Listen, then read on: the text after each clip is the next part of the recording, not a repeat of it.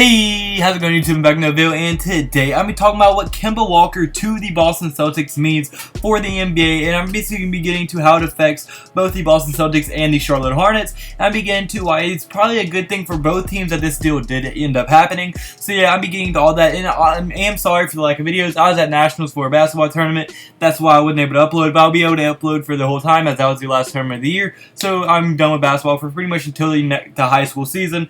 So expect the uploads to become a lot more regular over the summer. So yeah, I'm beginning, especially with free agency going on, videos are going to be coming out. And once free agency is over, I'm going to be going out with the next Super Team videos for Season 3. If you're OG, you know what that is. And if you're not, just wait. You will learn what that is when I start making the videos. So yeah, but without further ado, without running on too much, let's get right into this video. Alright, so the first team I'm beginning to is going to be the Boston Celtics. Now, how it affects the Celtics is that they will be able to remain contenders, as they will be keeping an elite point guard as they replace Kyrie Irving with Kemba Walker. Now, Kemba Walker is still one of the, probably a top 5, top 8 point guard in the entire NBA. He can shoot the ball very well. He has very good handles. He can pass the ball, gets his teammates involved. So, I mean, and he's not a very selfish player at all, but he's also a very high volume scorer. So, I mean, Kemba Walker can do a lot of things very, very well. Now, obviously not as talented as Kyrie Irving, but I think he will actually fit the Boston Celtics a little bit more, as now because Kyrie Irving was so good and so talented that he could score whenever he wanted to, so he didn't really have to pass the ball much and didn't really have to get his teammates involved just because of how good he was. He could get his own at any point he wanted to.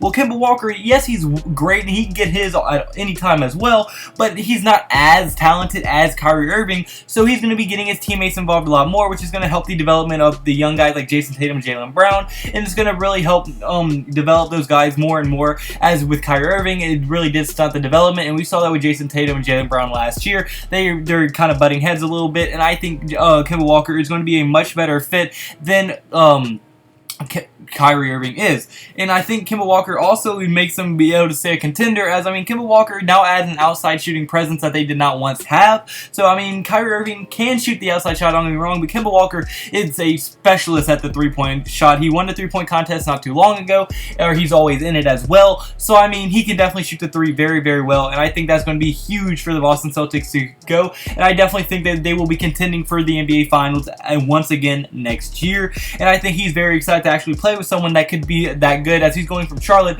who damn near never makes the playoffs, to now going to the Boston Celtics for contending in championships. So it's going to be very cool to see how he reacts and how it affects the way he plays. But now my second reason how this affects the Boston Celtics is going to be that he gets rid of a lot of drama, as Kyrie Irving was the head and pretty much the reason so much drama was around the Boston Celtics franchise. As, I mean, in the beginning of the year, he said he was going to resign for sure. Then midway, he said he didn't know about anyone's shit and that there was no reason for him to resign. And now we're seeing all of this with that throughout the year, where there were tons of reports that he was butting heads with the young talent, that he just they weren't getting along, and that he was frustrated that they weren't winning. So, I mean, there's a lot of drama going along, and Kemba Walker is a very, very low drama type player. As, I mean, just think, when's the last time you've heard drama go through Kemba Walker until he left for the Boston Celtics just now? And that's not really drama, that's just him signing with another team. So, I mean, really, besides this free agency, he never makes headlines, and he's used to being in a small market, so he's very quiet, very low drama, so you want to be expecting it would probably help the locker room out a little bit more as well. It helped the young guys probably get along a little bit better, and the young guys plus the veterans will probably get along much better. So I think personally that he gets rid of a ton of drama, and the Celtics will remain contenders. So I think it's a very good move for the Boston Celtics. But now, how does it affect the Hornets? Well, actually, I mean, not usually losing your best player in free agency is not a good move.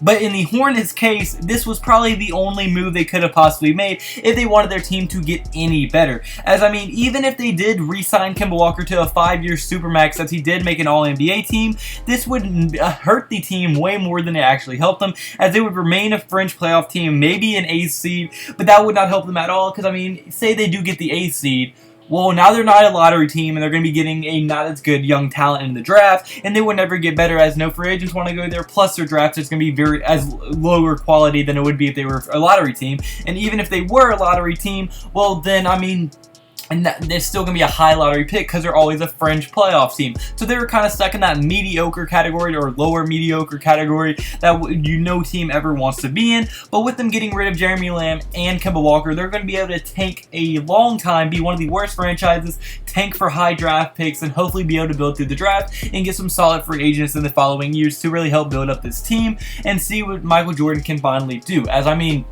really, Michael Jordan, the only player we've really seen him be able to draft is Kemba Walker, and he's had a few good draft picks, and he's only gotten Kemba Walker to show for that. So, I mean, now with him losing that, he's really going to have to put on his GM cap and really start trying to draft some high-quality talent in the draft, as that's probably what they're going to be doing. They're probably going to be the worst team or the second worst team. Depends on them or the Phoenix Suns, and I don't really know which one it's going to be. They're going to be fighting for the #1 overall draft pick odds, or, I mean, I guess they're going to be fighting for the bottom 3 seeds because those 3 all have the best odds for the #1 overall pick. So yeah, but that's pretty much how I think Kemba Walker to the Boston Celtics affects the NBA and how it affects those two teams. And I'm be getting into all the big free agency moves in day 1 and day 2. I'll be getting into all that and really getting into the swing of things here once everything's done. I'm really gonna be getting into it. So yeah, be on the lookout for many more videos to come. So yeah, but also hope you have a blessed day. Can have a blessed day. So you need to have a blessed day. See you in the next video. Goodbye. Boo. Blah, blah, blah.